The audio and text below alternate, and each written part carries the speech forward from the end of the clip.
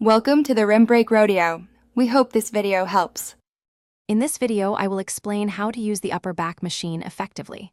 First, let's get you set up correctly. Adjust the seat so your chest aligns with the top of the pads, ensuring proper leverage. Next, choose a weight that challenges you for 8 to 12 repetitions.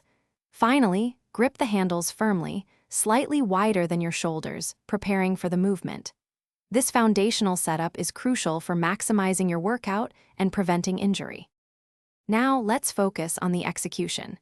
As you pull the handles towards your upper chest, concentrate on squeezing your shoulder blades together. Imagine trying to hold a pencil between them. Keep your elbows relatively close to your body, avoiding flaring them out too wide. Then, slowly and with control, allow the weight to return to the starting position.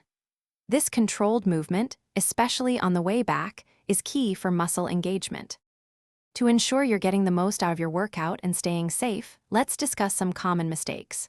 First, resist the urge to use momentum. The movement should be slow and controlled, driven by your back muscles, not by swinging your body. Second, avoid shrugging your shoulders up towards your ears. Keep them down and back. Lastly, don't lean back too much. Maintain a stable, upright torso to isolate your upper back effectively. Proper breathing is essential for any exercise. Exhale as you pull the handles towards your chest, engaging your core.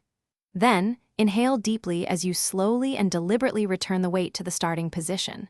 For optimal results, aim for 2 to 3 sets, performing 8 to 12 repetitions per set.